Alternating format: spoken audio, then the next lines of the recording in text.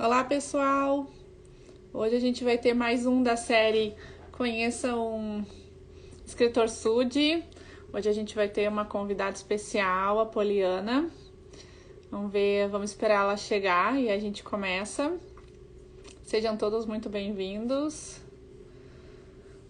a essa live do Clube do Livro. Deixa eu ver se a Poliana já entra pra gente começar a live.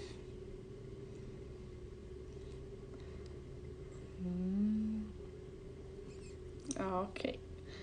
Poliana pode pedir para participar da live?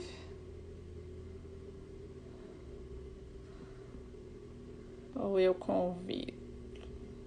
Não tem uma quest. Vou ver se eu consigo convidar.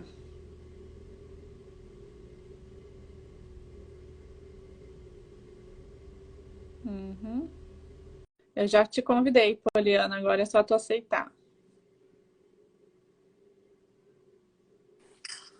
Oi, tudo Olá, bom? tudo Seja... bem? Tá me ouvindo direitinho? Tô te ouvindo bem direitinho. Oh, esse sotaque mineiro. Esse sotaque gaúcho? É. Mas acho que a gente já tem um bom número, a gente já pode ir já começando, que a gente não tem um tempo limitado na Instagram, né? Ele não deixa a gente ficar muito tempo. Ok, você Então, que manda. então sejam todos muito bem-vindos ao Clube do Livro. Esse é um clube de membros da Igreja de Jesus Cristo dos Santos dos Últimos Dias e de cristãos, né, em geral. A gente fala muito sobre livros cristãos, mas também a gente fala sobre livros seculares, né? Já teve vários escritores aqui que escrevem romance, escrevem poesia, escrevem ficção, mas que todos esses que já passaram por aqui tentam colocar as nossas crenças, né, nos livros que eles escrevem. Então, hoje eu estou com uma mineira, né? Mais uma, é a segunda mineira do nosso clube do livro. Tem bastante mineiro que escreve, já vi que os mineiros gostam de escrever. A Isso. Poliana, ela é doutoranda, né? Hoje está fazendo doutorado e já escreveu vários livros. E o que me encantou, na verdade, mais é por ser livros de criança. Alguns, né, dos livros que você escreveu são livros de criança, né? E às vezes, hoje em dia, como é difícil, às vezes, tu não ter boas referências de livros de crianças, né? Que seguem as nossas crenças, que seguem aquilo que a gente acredita, né? A gente tem um pouco de, como a gente fala, de alguns escritores tentam colocar coisas, né, embutidas em livros de criança, né, para doutriná-los, né, ou para falar em coisas que a gente talvez não acredite. Então, eu fico feliz de ter uma SUD, né, uma membro da igreja que escreve livros para criança. Acho que eu fico mais tranquila em saber que eu sei que pelo menos vão ser textos que congregam ou que são, né, com minhas crenças, né, com o que eu acredito. Então, minha primeira pergunta para a Poliana é: quem é a Poliana? Nossa, essa pergunta aí é a vida inteira para responder, né? Posso falar quem é a Poliana mãe, quem é a Poliana escritora, enfim, servidora pública. É muito difícil, assim, né? Mas eu sou uma mineira, né? Torcedora do Cruzeiro, que tá na Série B, tá muito ruim. E o concorrente está quase ganhando o campeonato. Mas parabéns para eles. Eu sou uma pessoa que eu gosto de escrever desde muito cedo e que felizmente consegue dar vazão para os textos, né? Depois de um momento na minha vida eu decidi que eu ia me tornar escritora e consigo dar vazão para alguns textos, alguns em rede social, em blog, quando eu comecei, aí depois já quis fazer livros, né? E eu sou, bom, difícil resumir, né? Eu acho que nem Freud consegue, não. Mas sou mãe de duas crianças, a Maria Luísa, de 7 anos, e o Caio, de 5, que são grandes inspirações para mim. Eu tenho 2 livros baseados na Maria Luísa, e um agora, mais para frente, que eu estou fazendo em homenagem ao Caio. É, Sou casada, né? Sou membro da igreja há 16 anos, me batizei aos 21 e sou essa pessoa. Qual é a tua formação, Poliana? Eu tenho graduação em letras pela Universidade Federal de Minas Gerais. Eu fiz extensão em Chicago também, no Octon College, para estudar inglês, né? Depois fiz especialização em revisão pela PUC Minas, fiz mestrado pelo Cefet, e agora estou fazendo doutorado em edição pelo Cefet também. Estou no penúltimo ano que vem, se tudo der certo, é o último ano. E trabalho exatamente com escritores, né? Autopublicados, ou seja, escritores independentes, com literatura nacional. Então, para mim é um prazer duplo estar aqui, né? Falando da minha carreira e também do que eu estudo. Eu vi seu trabalho, achei fantástico, falei, nossa, que bacana ela divulgar escritores, né, da igreja, achei muito legal, que bom que a gente se achou, né, nessa área. Então, estamos nos conhecendo melhor aqui. Um abraço, estou vendo vários amigos aí passando, familiares, um abraço para todo mundo. Acho que o start, né, do nosso clube é que a gente conhece, né, pelo menos sabe de ter muitos membros da igreja americanos, né, que escrevem tudo que é tipo de livro que a gente pode imaginar, né? E a minha curiosidade era, existe membros da igreja brasileira que escrevem? Porque no mercado americano tem muitos, né? A gente olha, então no Amazon tem muitos que escreveram, né? E a minha surpresa foi que existe muitos mormons, né, sudis, membros da igreja, que são escritores, que fazem poesia, que escrevem ficção, né? E que às vezes a gente não sabe, né? Acho que a gente às vezes deixa de comentar com os membros, né? Ou as pessoas não se interessam, ou, né, não tem curiosidade. E acho que esse é o objetivo, é divulgar, que a gente sabe que existem pessoas com nossas crenças e que a gente pode ficar um pouco mais tranquilos em ler livros escritos por vocês, né? Porque a gente sabe que mesmo atrás, né, daqueles papéis, daquela história, tem pessoas que têm as nossas crenças, né? O que a gente acredita. Então, a minha segunda pergunta para ti é: quando que deu o start? Tu sempre, desde pequenininha, tu gostou de escrever, tu gostava de ler, tem pessoas na tua família que escrevem ou que gostam de português, né? Eu admiro muitas, né, professoras de português, porque a nossa língua não é fácil. Ela é uma língua bem complexa, né? Tem muita complexidade, muitos verbos, né? Muitas conjugações, né? Então, quando que te deu o start para te começar a escrever, e, em especial, escrever livros para crianças? Olha, Sara, eu sempre digo que começou desde a escolha do meu pai pelo meu nome, né? É porque eu chamo Poliana por causa do livro infantil Poliana, né? Da menininha que sofria tanto, que fazia o jogo do contente. Meu pai leu esse livro e aí decidiu que eu ia me chamar Poliana, com todas aquelas firulas lá do inglês, né? Com 2 L's, Y e 2 N's. Desde criança eu sempre gostei muito assim de escrever, das matérias mais de humanas, né? Mas nunca tinha pensado em ser escritor. Hoje, voltando assim no tempo, eu vejo que quando tinha algum trabalho na escola que era de escrita mais criativa, algum trabalho assim diferente do padrão, eu sempre me realizava muito. Então eu era aquela que, se falasse que tivesse uma gincana ou um concurso literário, eu era sempre a primeira a participar, sabe? Eu até depois, assim, sempre dando entrevista, gravando coisas de história, da minha história como escritora, depois eu me dei conta que o meu primeiro prêmio literário foi na 4ª série, quando eu ganhei da escola estadual aqui de Minas, de Belo Horizonte, o primeiro lugar de um concurso de redação. Aí depois eu fui lembrando, assim, toda vez que na escola tinha alguma coisa diferente, eu sempre engajava e gostava muito de fazer. Aí quando eu entrei para o curso de letras, né?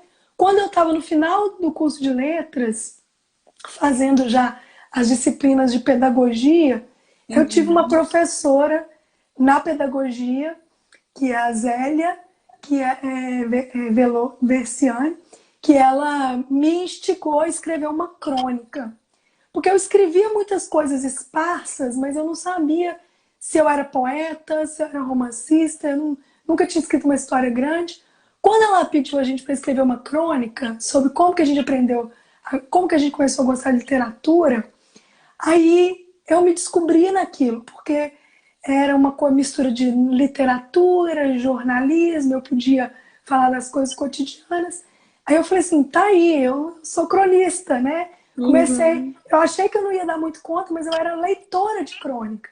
Eu lia muito Fernando Sabino, Rubem Braga.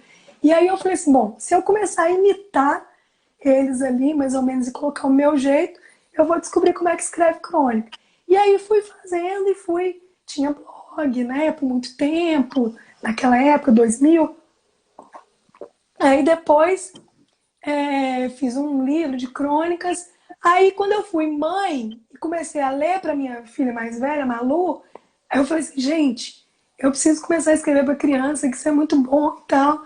Aí, observando a minha filha, tive a ideia do meu primeiro livro, depois o segundo, depois o terceiro, agora já vai vir o quarto ano que vem. E agora, minha última descoberta, digamos assim, são as narrativas de vida, que é você ouvir as pessoas, né, de um determinado grupo social, ou de um determinado núcleo, né, ou de uma profissão, ouvir essas pessoas, colher relatos e, no meu caso, publicar livros, né, com essas narrativas. É uma coisa que eu aprendi no doutorado com uma pesquisadora latino-americana que até faleceu recentemente, é a Leonor Arfut, e é muito bom, assim, sabe? Na verdade, eu acho que para a igreja, né, isso é muito útil, né? Porque se você começa a ler santos ou os relatos, você vê que são tirados de narrativas individuais de vida, né? De histórias pessoais, dos diários, né? Em que alguém foi lá e compilou, né? Então foi uma coisa que eu descobri no doutorado e me identifiquei muito. Aliás, Sara, eu queria dar um furo de reportagem para você, que Fica é à o vontade! seguinte, eu prometi para alguns amigos SUT que eu ia falar do meu novo livro, que vai ser lançado aqui agora em dezembro, né? O infantil para o meu filho é no ano que vem ainda. Calma, viu, gente? E em exclusiva mão, eu vou mostrar aqui para vocês, para quem está assistindo a live, que é esse livro aqui, ó. Ah, tá ao contrário, né? Porque a câmera... Quem Quem somos nós? somos nós? É um livro em que eu, a Verônica Magalhães Rosário, que é uma doutora, musicoterapeuta, membro da minha ala em Belo Horizonte, e a Andréia de Castro Matos, que é também minha parceira antiga, nós fizemos uma compilação de narrativas de conversão dos membros da nossa ala, ou seja, é um livro que vai contar exatamente, que vai contar como que as pessoas conheceram a igreja e como que se converteram. Ou então, como é que aconteceu a conversão ao longo dos anos, né? Para quem, por exemplo, nasceu na igreja. E é um livro assim feito com muito carinho, porque a gente fez ele na pandemia, porque a gente não estava podendo se reunir, né? Então já tinha muito tempo. Vou mostrar aqui, ó. Então tem aqui a capa, né? Então o nome é Histórias de Conversão dos Membros da Ala Gutierrez de A Igreja de Jesus Cristo dos Santos dos Últimos Dias. Não é uma publicação oficial, né? Mas são membros da igreja. E o que acontece? Nós fizemos durante a pandemia, sabe? A gente fez virtual, eu dei cursos, né? De narrativa de vida, de acordo com o que eu estava estudando no doutorado. E aí, olha, eu vou mostrar para vocês aqui, assim, é bem exclusivo mesmo, que ele ainda vai ser lançado. E aí tem 29 narrativas de vida e tem depoimentos de ex-missionários que passaram pela Ala Gutierrez. E a Ala Gutierrez, ela tem vários membros que são pioneiros em Minas. Então isso é muito bacana porque acaba se misturando com a história de Minas Gerais.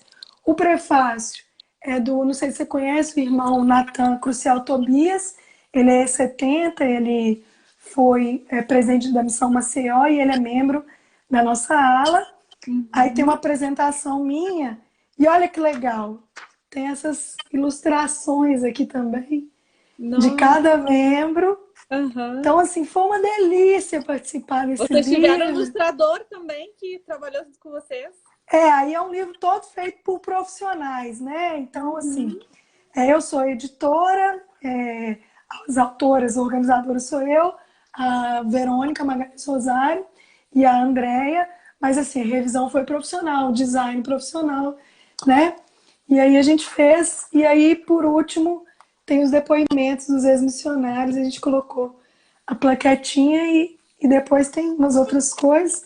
Mas assim, esse aqui é meu recém-nascido, chegou da gráfica hoje. Estou muito feliz, 2 anos quase de trabalho, ouvindo as narrativas, né? Chegou um filho, gente, isso aqui com a mãe suja é normal. Daqui a pouco chega um meu também, né? Então é isso, gente. Assim, basicamente eu escrevo agora, né, comecei com crônicas, depois fui para literatura infantil, poesia, e agora a coisa que eu estou fazendo no momento são narrativas de vida. Tem várias ideias já, de vários grupos, né? Depois que eu terminar o doutorado. Só um pouquinho. Fica à vontade, Sara. Mas deixa eu ver quem está aqui para eu mandar um abraço. Renan Polônio, que bom saber desse livro. Vocês de sua aula são um exemplo, obrigada. A Luciana, que está no livro. O Helder, né, lá do Chile, que também passou pelo Gutierrez. Minha amiga Paula, minha vizinha. Fernanda também, que é da escola da minha... Ô, gente, obrigada por vocês estarem aqui me prestigiando, viu? E se quiserem mandar alguma pergunta, tô aqui, tá bom? Então fala, Sara, falei demais. Desculpa, né? Tivemos uma visita do meu bebê aqui. Isso com mãe, minha filha, isso aí faz parte do protocolo, não preocupa não. Eu tenho 4, então, né, é difícil controlar todo mundo. Eu sei como é que é. Sei com 2, com 4 não, mas sei como é que é.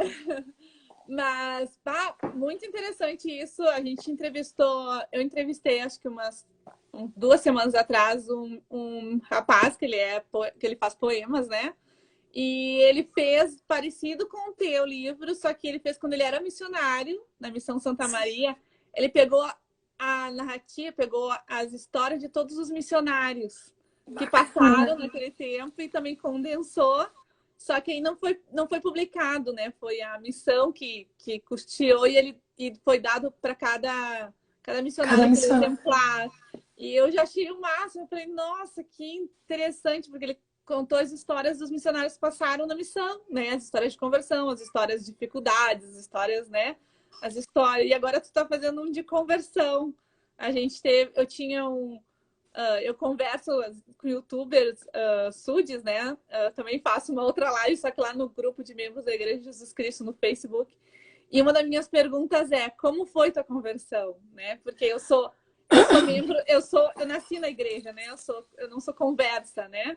Meus pais foram conversos. Então, eu fico muito feliz. Eu acho que isso me ajuda até no meu testemunho, a ouvir a conversão das pessoas, né? Porque para mim, talvez seja um pouco mais simples. Não mais simples, mas eu sempre vivi isso, né? Então, sempre foi normal para mim ser membro da igreja, né? E ver a transformação das pessoas é tão bonito, né? Ver como elas se converteram. Muito legal esse teu livro. E ele vai ser publicado por uma editora? Ele vai ser colocado à venda? Não, ele foi feito uma tiragem pequena, né? De 100 exemplares. Vai ser dada para as pessoas que participaram, né? Tanto os missionários quanto os membros. E a gente vai fazer vamos presentear algumas pessoas que estão nessa batalha também de mapear a história da igreja no Brasil, né? Para que elas possam ter aquilo. Vamos mandar para Salt Lake, provavelmente, né? Nesse registro. Então, não vai ser um livro vendido, né? Mas ele vai dar uma circulada boa. E aí, se tiver muita procura, né? Aí a gente vê o que pode fazer, né? Mas é isso.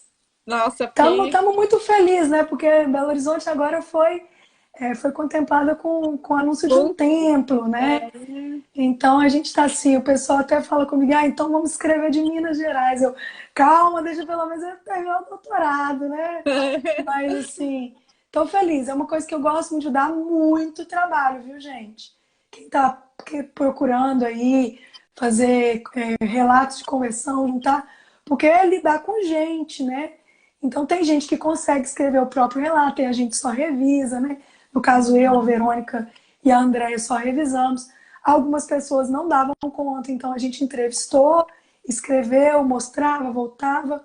Então é um trabalho assim de vai e volta, né? De bate-bola, muito grande. Algumas gravaram áudios pra gente, né?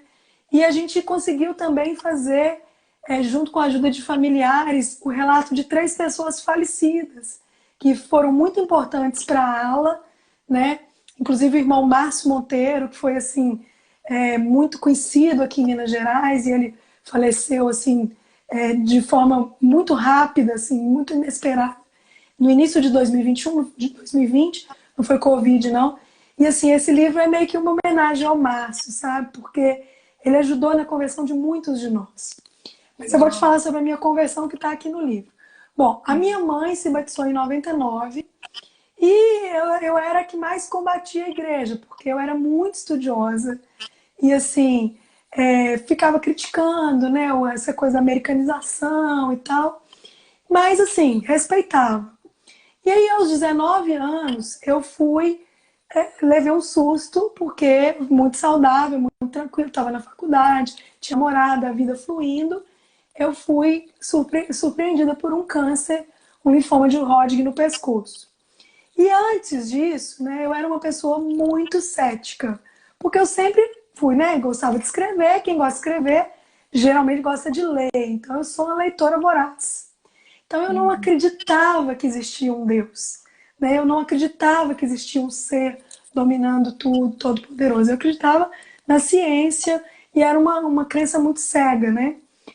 E aí quando eu tive câncer, eu tive medo de morrer, né? Poxa, eu tinha 19 anos, aí eu falei assim, nossa, mas a gente, é uma doença que tem um estigma muito grande, né? Hoje eu sei que não era tão grave, que eu só teria morrido se tivesse passado para outros lugares do meu corpo, mas o diagnóstico de câncer é muito pesado, né? Principalmente aos 19 anos. Então eu sempre digo que o câncer foi aquela hora assim que eu falei assim, mas o que acontece depois da morte? E aí a ciência não conseguia me dar as respostas. Eu comecei a ficar muito angustiada. Senão não é possível, a existência não termina com a morte, né? E aí foi a primeira abertura, sabe? Que eu dei para coisa metafísica, espiritual. E falei assim, eu acho que não é só a matéria, não é só essa vivência que a gente tem, eu acho que tem mais que isso. E a minha mãe sempre pregando para mim, recebia visita de professores visitantes, aí eu estava por ali, os missionários eu estava por ali, mas nunca fiquei assim prestando muita atenção, não. Até que a gente mudou de bairro para Ala Gutierrez, né? Ela passou a pertencer à Ala Gutierrez, que é aqui na região oeste de Belo Horizonte. E aí, primeiro ela recebeu visita de 2 professoras visitantes, que foi muito tocante para mim, assim, né? A irmã Alice e a irmã Regina Márcia, Marcinha, todas as 2 estão no livro também. E aí, falando ali, eu fiquei impressionada, assim, mais com o testemunho, sabe? Hoje em dia a gente fala muito isso, né? Que a gente pode falar, mas o que fica é o testemunho, é falar assim, eu sei que essa igreja é verdadeira, né? Eu sei que Joseph Smith foi um profeta. Eu vejo isso na minha vida. Isso vale mais que tudo que eu estou falando, né?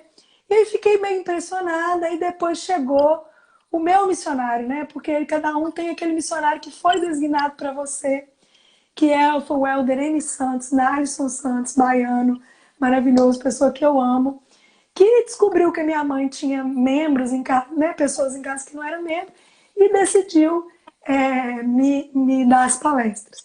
E eu, Sara, eu comecei a ouvir assim de dó. Ah, tá, beleza. Mas vou ajudar ele. eu fiquei com dó, sabe? Mas o Nalisson, você vê que o senhor manda exatamente a pessoa.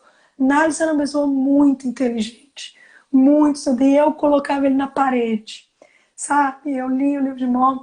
Aí eu fui enternecendo o meu coração, porque o câncer que tinha acontecido 2 anos antes, eu já estava curado, ele já tinha me aberto o coração. E aí eu lembro que ele foi dar a palestra dos 10 mandamentos, e eu já vivia nos padrões, né? Aí eu falei assim, olha, Nalisson, do 2 para baixo tudo bem, mas amar a Deus sobre todas as coisas eu não consigo. Eu não acredito que existe um Deus. Aí ele mandou eu ler Alma 32, 26, né? Que é aquela parte do livro de Mórmon que compara a fé a uma semente. E ele falou assim, você tem vontade de acreditar? Eu falei assim, eu tenho muita vontade, mas eu não consigo. E hoje eu vejo tanta gente assim no meu meio, viu, Sara? Fala assim, Poliana, eu não consigo acreditar no meio, né, dos doutores, né? Eu não consigo acreditar que existe um Deus. E era o ponto que eu estava. Eu falei assim, Nário, eu gosto de tudo que você ensinou, da doutrina, que eu vejo, mas eu não consigo. Aí ele falou assim, lê essa parte do livro de Mórmon, ajoelha e ora. E aí é a minha escritura, né? É a minha história, né? Deixar que uma partícula de fé, às vezes com o tempo, né, vai acreditar em 1 milhão dessas palavras. E é isso, né? E aí eu me decidi pelo batismo em 2005, me batizei e nunca me afastei, nunca deixei de ler as escrituras diariamente. Depois, né, conheci meu marido, me casei no templo e hoje eu tô doida, eu falo com todo mundo que eu tô doida para fazer 42 anos. Porque quando eu fizer 42 anos, eu vou ter 21 anos fora da igreja e 21 anos dentro da igreja. Aí a minha vida vai inverter, porque eu vou ter mais vida como membro do que como não membro, né? Então é isso, gente. Assim, eu tenho um testemunho forte sobre esse evangelho. Esse livro é uma coisa assim que eu juntei tudo que eu gosto, né? O evangelho, a minha carreira de escritora, ajudar pessoas, narrativa de vida, coisas que eu estudo no doutorado. Então, é muito bom para mim. Então, estar aqui conversando com a Sara agora, sabendo que tem muito sul me ouvindo, é uma grande alegria. É isso. Nossa, muito obrigada por ter compartilhado. É a minha parte, eu adoro ouvir. E né, se eu conseguir ter o teu livro, eu também quero adquiri-lo ele. Porque é muito enriquecedor para nosso testemunho a gente ouvir, né, as pessoas que conseguem mudar o seu coração, né? E que conseguem acreditar, né? E realmente sentir que Deus existe, né? A minha pergunta agora como para escritora. Deixa eu só terminar uma coisa. Você falou, quando a gente começou a falar do livro, as pessoas que cresceram na igreja falaram assim, mas como é que eu vou contar a minha história, né? Porque eu nasci na igreja. Então foi um desafio, né, para muitas delas, descobrir como e quando tinha acontecido a virada de chave, né, da conversão. E a maioria delas, dessas que cresceram na igreja, relatam que o testemunho foi crescendo com o tempo, né? Assim como eles mesmos, né? Como fosse uma coisa deles. E um outro foi para missão, ou teve algum desafio maior em que foi, né? Foi forçado a ter que tomar uma decisão, né? Sobre isso. Mas a conversão é para todos, né? Mesmo que ela aconteça com o batismo de membro novo, né? Ou que ela seja ao longo da vida, né? Então o livro foi um exercício de reflexão para essas pessoas também. Para fazer pensar, porque às vezes a gente não pensa, né? A gente só vai né? A gente não. Exatamente, como tu falou, eu não penso como foi minha conversão, porque né, já estou há tanto tempo, né, sendo membro, que a gente não para e pensa como realmente foi, né? Tu ajudou muitas pessoas realmente a pensar, ter o pensamento de como veio isso, né? Se veio natural, ou como tu falou, né? Às vezes por a gente saiu da casa dos nossos pais, aí a gente, né, se viu sozinho. Opa, e agora? Eu posso ir ou não, né? Eu tenho a decisão, porque não tem mais ninguém que bate na minha porta. Diz, vamos para a igreja, né? Isso, exatamente. Tu vai ter que ir por tua, né, livre espontânea vontade, vai ter que levantar sozinha, vai ter que, né, se vestir, pegar ônibus ou, né, ou qualquer meio de transporte ou caminhar, dependendo de onde mora, até a igreja sozinha, né? E tá lá sozinha. Isso. Então, é isso mesmo. É bem interessante mesmo. Poliana, quanto tempo tu demora, em média, para escrever um livro? É muito difícil? Livros de crianças ou livro... né? Deve ter diferença entre crônicas e livros de crianças, né? Olha, isso depende muito. Eu sempre tenho vários projetos, assim, com 5 anos mais ou menos de prazo, para eu conseguir manter uma média de lançar um livro por ano, né? Tenho conseguido um livro pessoal, assim, ou de autoria minha, ou organizado por mim. Claro que no doutorado eu tenho os livros de editora, né? Os livros científicos e tal, mas esses eu não conto, assim, né? Porque aí são coisas, são ossos do ofício, são coisas da profissão, né? Geralmente é convidado, escrever um artigo, esse tipo de coisa. Então, assim, depende muito. O infantil, o texto sai mais rápido, geralmente. Aí eu termino o texto, a gente faz um trabalho de betagem, né? Que é leitura beta. Né? Você manda para algum Continua colega. falando, pode continuar. Tá, a gente manda para algum colega que é da mesma área, para ele dar um pitaco, ver se precisa melhorar, né? E aí a gente chega mais ou menos num texto definitivo, que é como se fosse um poema, né? Os meus livros infantis até hoje eles não têm tanto texto, não é igual ao juvenil. Aí o que demora no infantil geralmente é a etapa de ilustração. Porque no infantil, o ilustrador ele é um coautor praticamente, né? Porque você faz o texto e ele vai fazer um outro texto, um texto visual, né? Que vai dialogar com o livro. E aí, às vezes, você tem que mudar alguma coisa por causa da ilustração, né? Tem que ser uma parceria muito forte, né? E aí isso demora. Todos os meus demoraram. Que vai rápido é editora, né? Coisa que tem um fluxo editorial muito grande. A gente que é independente, que trabalha coisa meio artesanal, né? De olhar cada um. Os meus livros infantis, a maioria demorou 2 anos. Mas assim, eu sempre tenho um, mais ou menos no caminho, outro começando, outro no final. As pessoas falam, você não para. Não, não é isso. Por exemplo, o Quem Somos Nós, ele começou em abril de 2020. E vai ser lançado em dezembro de 2021. Né? A gente achou que ia ser muito mais rápido. Aí esse que eu vou lançar no ano que vem infantil também já começou muito antes. E aí as coisas vão fazer. Crônica é muito do momento, alguma coisa que acontece, eu preciso escrever sobre isso, aí fica pronto numa sentada, 2, depois vai depurando, né, melhorando o texto. E aí livro de crônica geralmente a gente lê, eu tenho só um, né? Mas a gente lança quando você já juntou muitas, né? E aí você coloca mais ou menos uma coletânea de textos que falam do mesmo assunto, né? Agora, narrativa de vida, todos demoram muito, viu, gente? Porque, primeiro que tem a ideia do livro, as pessoas comprarem a ideia, você conseguir pessoas, depois as autorizações, né? Porque a pessoa tem que assinar autorizando. Então, é uma novela, né? Para você fazer certinho, é uma novela, né?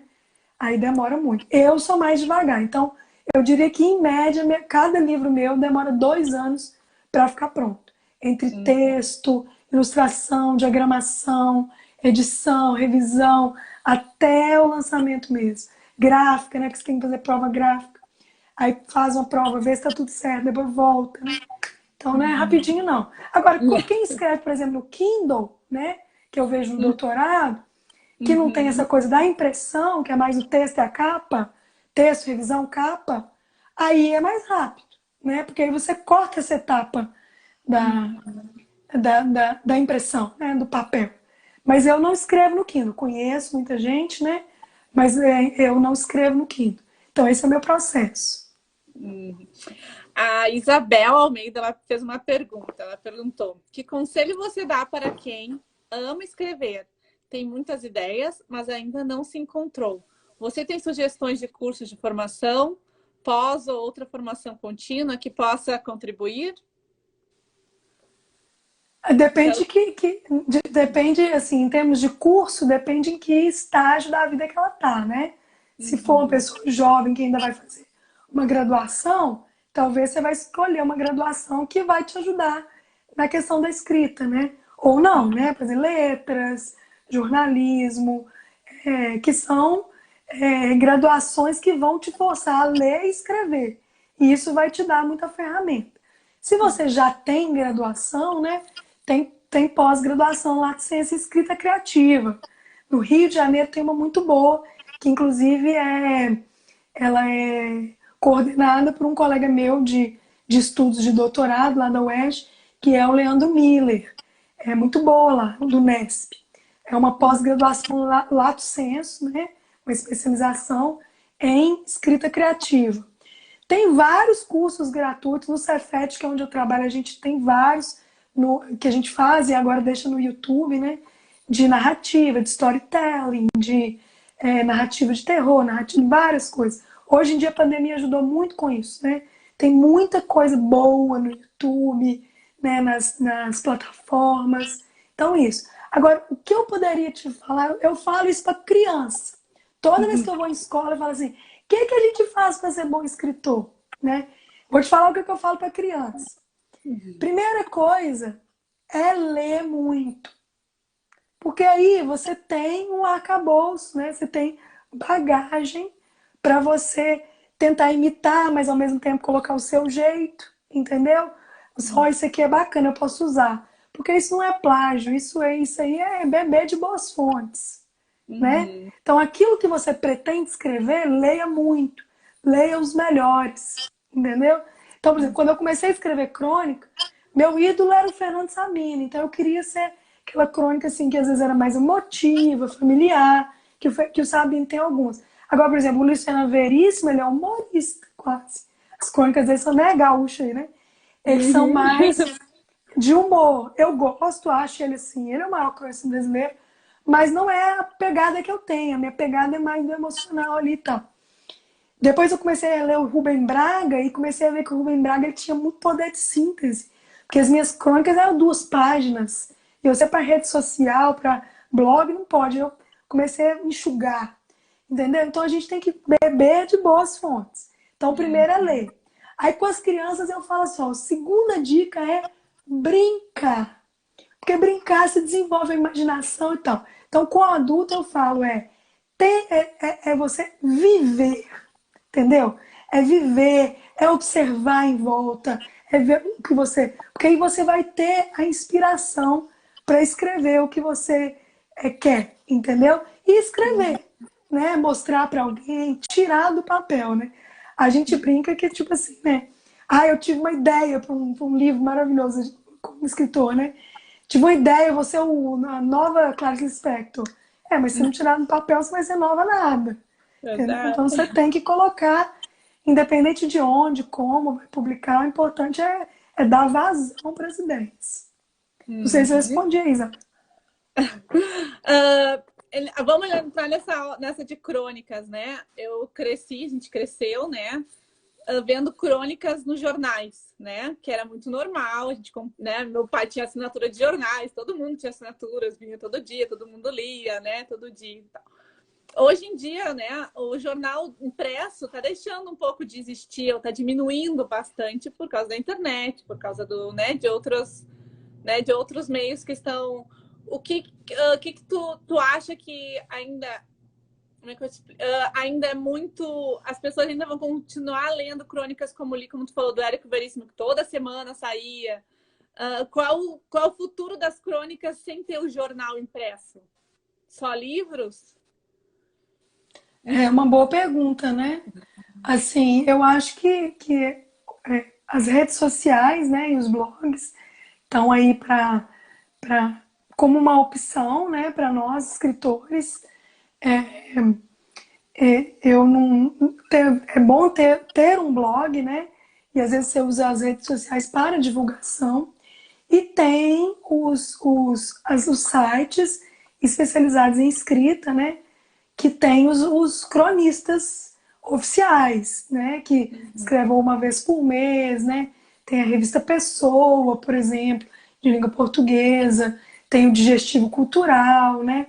Então, eu acho que, assim como o jornal impresso, parte dele, migrou para o digital, a coluna crônica também migrou, né? Então, você vai ter as crônicas lá, né? Da Folha de São Paulo Online, da Veja Online, né? E com certeza quem é iniciante vai ter o Jornal do Bairro, vai ter o Jornal da Cidade, né? Vai ter o próprio blog, né? Até a gente alcançando certa visibilidade, né? Então é isso.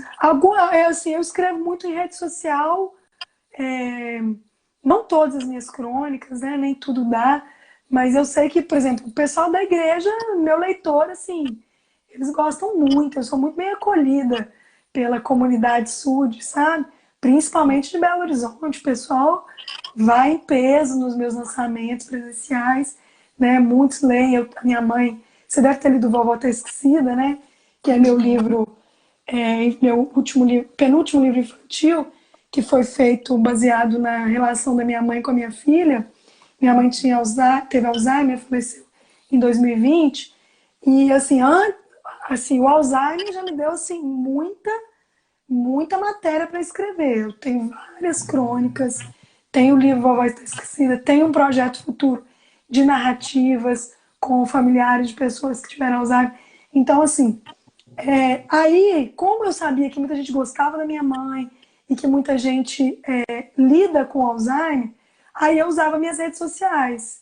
E Uhum. quando eu tinha alguma coisa para escrever, né, sobre ela, sobre o que eu estava passando, né, e aí eu usei minhas redes sociais. Inclusive, quando ela faleceu, que foi em 2020, em maio, a pandemia estava no estado, assim, mais aquela época que ninguém saía na rua. E aí, no velório dela, não podia ninguém, só a família, 10 pessoas da família. E aí as pessoas me escreviam, nossa, mas eu queria ver a Luísa, não pode. E a gente teve que escolher. E aí eu conversei com meus irmãos, com meus familiares e fiz uma semana de homenagens a ela virtuais, escrevi algumas coisas sobre a vida dela, então eu fiz um funeral virtual para poder ajudar as pessoas que amavam minha mãe e que não puderam estar conosco ali, né? E Uhum. isso foi uma coisa que me ajudou a lidar com o meu luto, ajudou meus irmãos, ajudou meu pai, meus familiares. E assim, e eu sei, por causa de pessoas que me mandaram relatos e tal, que as coisas que eu falei sobre o próprio Alzheimer também ajudou pessoas que lidam com ele, né? Então eu acho que a gente não pode. Olha, Sara, a gente que escuta os profetas, né? E aí eu vou falar uma coisa para toda a comunidade SUD aqui do mundo inteiro que estiver ouvindo, que é o seguinte: a gente não pode ser vítima das redes sociais. A gente tem que se apropriar delas, como a Sara está fazendo. Entendeu? A gente não pode ficar descendo timeline, ficar com inveja de fulano que está na praia. Não. A gente tem que ser produtor de conteúdo. Porque o profeta é, porque as autoridades gerais são. Então é aí que a gente se apropria, entendeu? Então eu tenho muito essa visão. Então eu acho que não tem nada de menor em produzir um textão, né? Ninguém chama de crônica hoje, chama de textão, né? Ah, vem textão, alerta do textão. Mas às vezes aquilo é uma crônica. Mas a pessoa não Uhum. tem a coragem de dizer, olha, eu sou um cronista, né? Então a gente tem que usar mesmo, sabe? Ou Porque nem tem o gente que vai. conhecimento, né? Às vezes as pessoas escrevem, elas nem sabem onde elas se encaixam, né? É, Ou exatamente. as pessoas assim, eu gosto de escrever. Ai, fui lá e fiz um textão que a gente falou, né? É, Então, exato, às mas vezes é. não. Aí alguém um dia que diz, puxa, tu fez uma crônica. Nossa, eu nem sabia que isso É. era uma crônica, Ou né? uma Olha. narrativa de vida, né? Um biografema, uma coisa assim. Quando eu terminar o doutorado, eu quero fazer uns cursos, sabe? Dar uns cursos. Eu adoro ajudar, sabe? Assim. Tomara que não chova pedidos aí depois dessa live, porque eu tô no último ano do doutorado. Mas eu gosto muito de ajudar, porque assim é tão bom ver a pessoa progredindo, né? E eu acho isso nas redes sociais. Eu acho que a gente tem que se apropriar, a gente não tem que ter medo, a gente não tem que criticar o irmão que usa, sabe? Hum, Quando eu vi o projeto dela, eu disse, nossa, que coisa bacana, né? Porque falou a minha língua. Como é que chama? Conheço o escritor Sud. uhum. Eu, Não. entendeu? Então Uhum. eu acho que nenhuma autoridade geral vai dizer que a gente está errado. Eu acho que Uhum. eles querem que a gente se aproprie mesmo, né? Uhum. Eu Não, ao acho que é contrário, isso. a gente vê bastante autoridades, apóstolos falando, quando você vê alguma coisa de errado, alguma coisa que não que está sendo, né, comentado, que vai contra, que não é a verdade da nossa igreja, por favor, vão lá e respondam. Vão lá e coloquem a verdade, vão lá e mostrem a verdade para as pessoas. Claro, não precisa atacar, não precisa xingar, não precisa ser ofensivo, Se mas abalar com mostre a aquilo. verdade.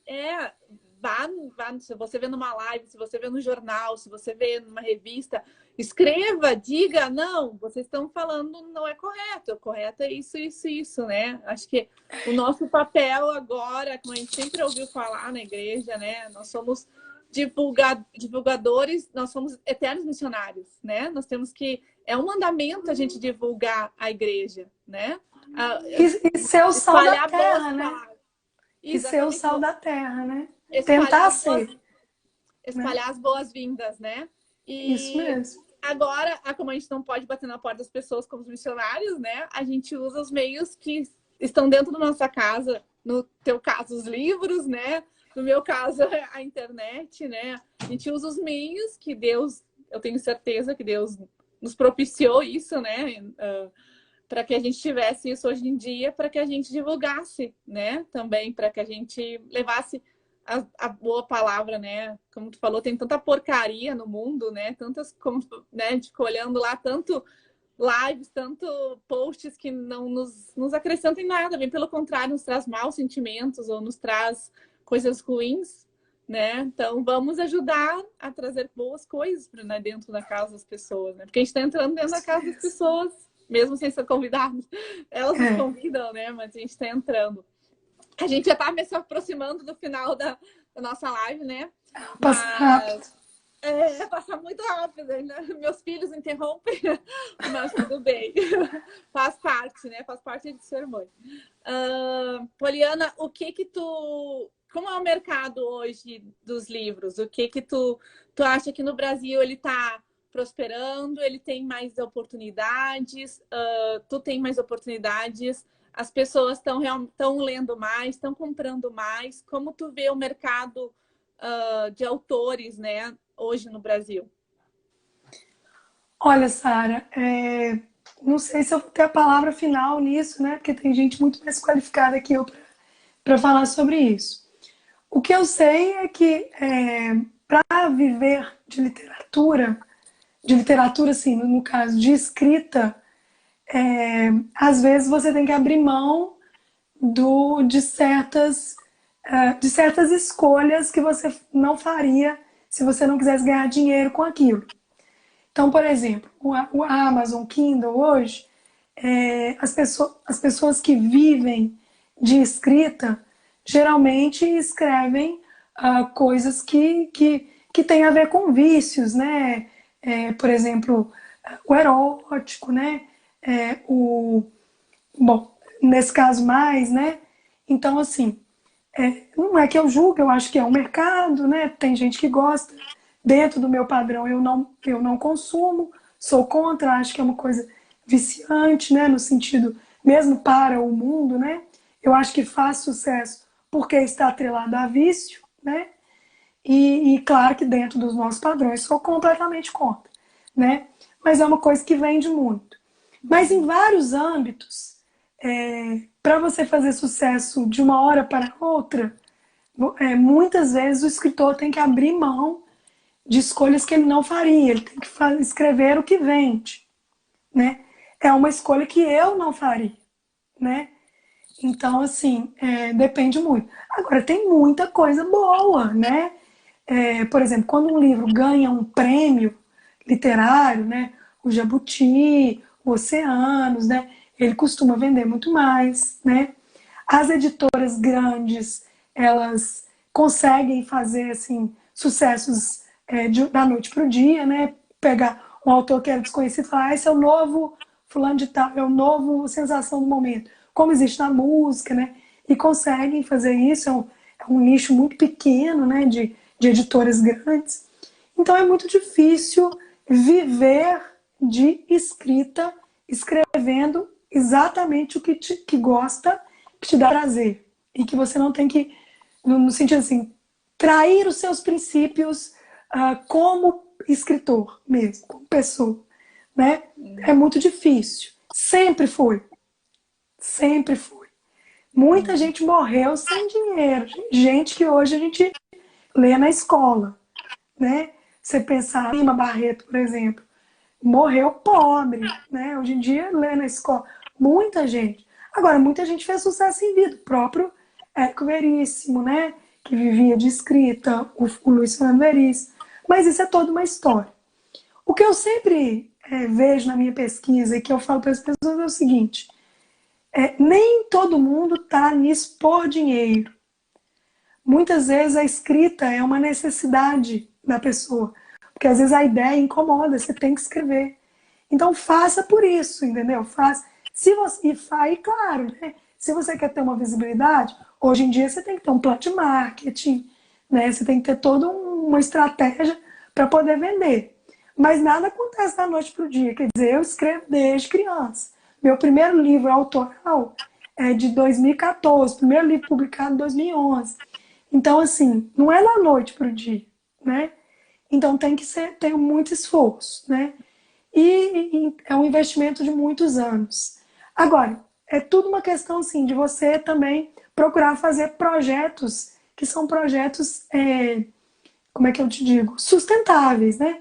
Um livro infantil, por exemplo, você vai pagar ele todo, você tem que calcular quanto que vai dar de gráfica, quanto que vai dar de ilustração, aí quanto que você vai fazer da tiragem e fazer uma mega divulgação para vender, porque livro geralmente vende no lançamento e nos meses posteriores, depois vai diminuindo. Então, por exemplo, o Vovó Tá Esquecida vendeu horrores no lançamento. Depois vendeu mais um pouquinho, diminuiu. Quando eu lanço outro livro, aí eu falo com a pessoa assim, você não quer outro, o outro? Você não quer o combo? E Você já hoje faz a a vida propaganda. é claro, né? Aí vem Dia das Crianças e tal. Eu não vivo disso, eu sou funcionária pública, eu sou secretária bilíngue do Cefet de Minas, mas os meus livros são autossustentáveis, porque eu tenho muito assim, eu sou mãe, né? Você sabe como é que é. Eu morro de dó de mexer no dinheiro da família. Então, assim, meus livros são autossustentáveis. O dinheiro que eu gasto, eu recupero e invisto em outro, entendeu? Então, assim, Uhum. porque a gente tem isso, né, mãe? A gente pensa na gente por último. E não deveria ser, né? Então eu faço isso. Parcerias, né? Tudo isso. Agora, a vida de escritor que não vive de escrita, que é uma carreira paralela, também é muito feliz. Eu sou muito feliz. Eu fico feliz de conversar com as pessoas, eu fico feliz de ir em escola e os meninos, que legal, esse é o livro. Fico muito feliz. E assim, eu já estou começando a colher uns frutos, né? Que já tem um tempinho, né, que eu tô aí. Então, quando eu faço um lançamento, geralmente muita gente vai, né? Então, já tô indo para uma carreira engrenada, digamos assim. Mas tudo começa com o primeiro passo, né? E a gente não pode deixar a peteca cair, não. Tem que ter livro, tem que ter divulgação, tem que ter muita coisa na rede social boa, de qualidade para a pessoa gostar de você antes de você oferecer uma coisa para vender. Entendeu? Porque isso é a ideia do marketing de conteúdo, né? Querendo ou não, é isso que a gente faz, né? A gente oferece bom conteúdo para a pessoa porque a gente quer mesmo, porque a gente quer ajudar, mas quando você vai vender um produto, a pessoa já tem confiança em você, né? E não o contrário, tipo, compre batom, seu filho, né? Entendeu? Porque essa é a essência do marketing de conteúdo, né? Só que as pessoas entendem que é só mandar coisa para vender, para vender, para vender, né? Falo muito nessa. Não, é bom.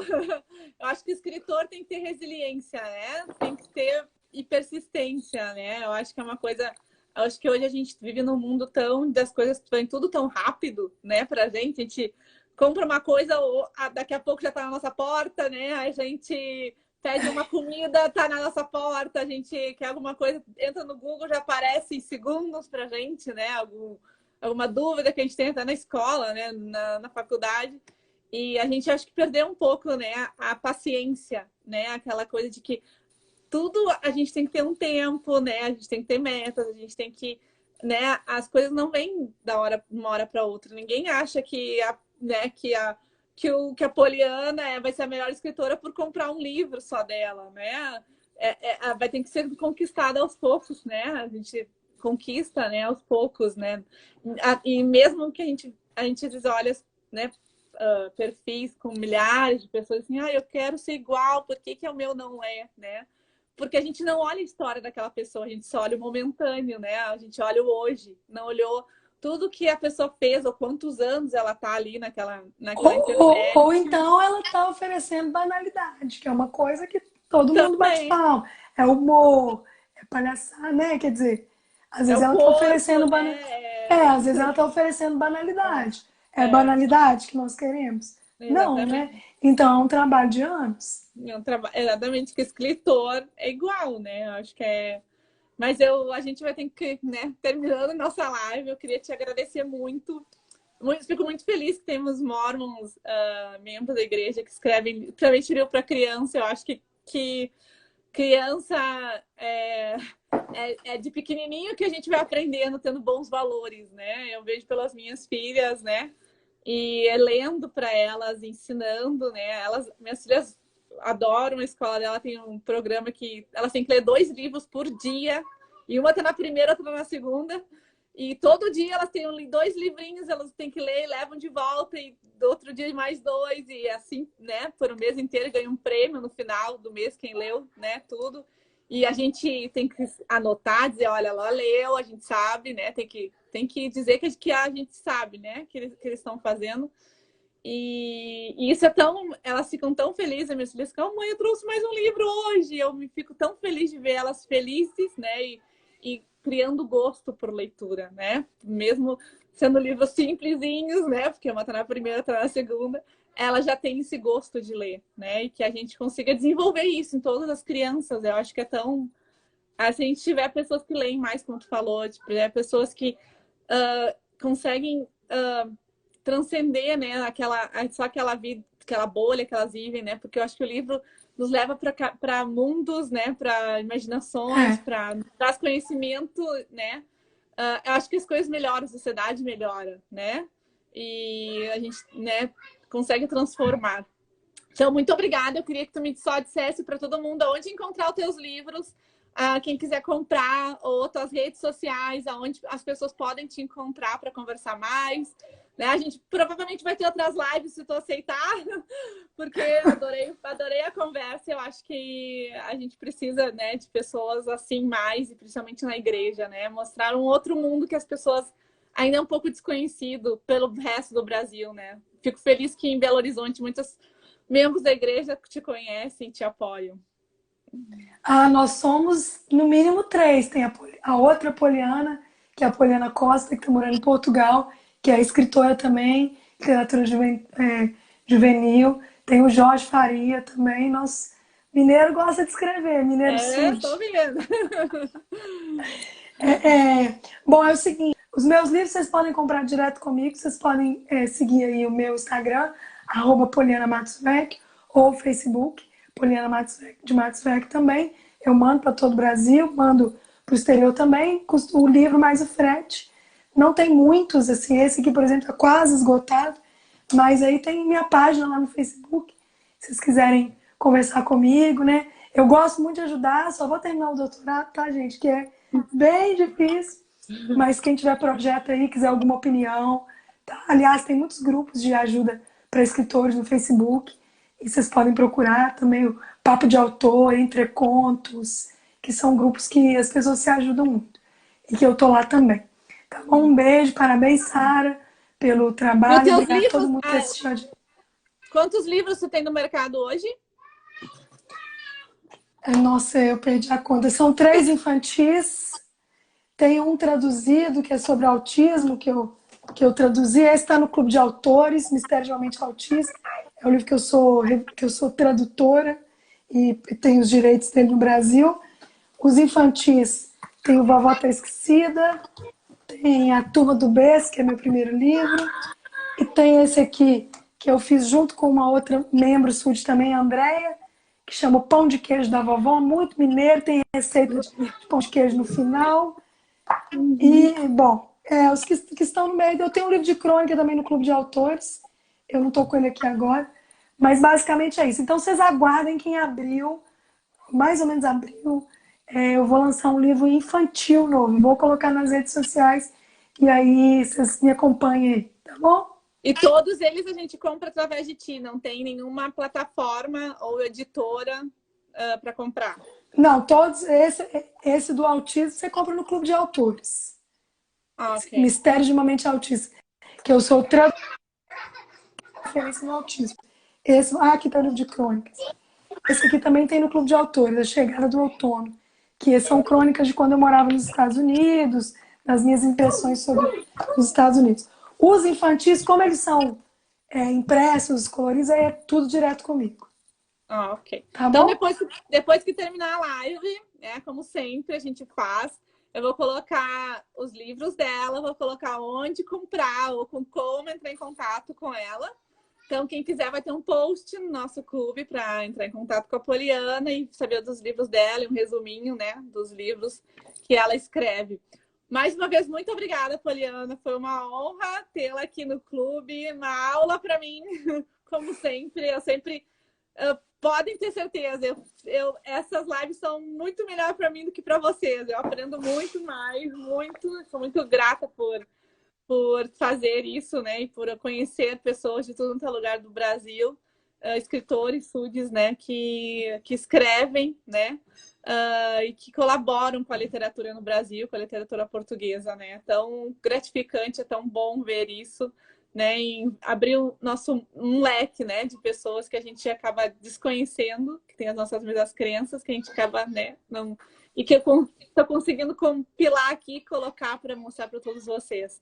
Obrigada a todos vocês que nos assistiram, que estão aqui até agora, né? 1 hora de live. Eu sei que não é tão fácil.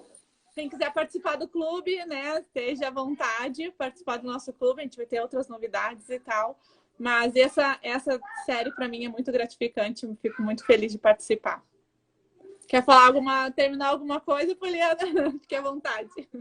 Não, só agradecer mesmo pelo convite, parabenizar pelo projeto e agradecer as pessoas que assistiram. E é isso aí, gente. Firmes aí no Evangelho. Tá bom. Muito obrigada. Tchau, pessoal. Nos vemos na próxima live. Até mais.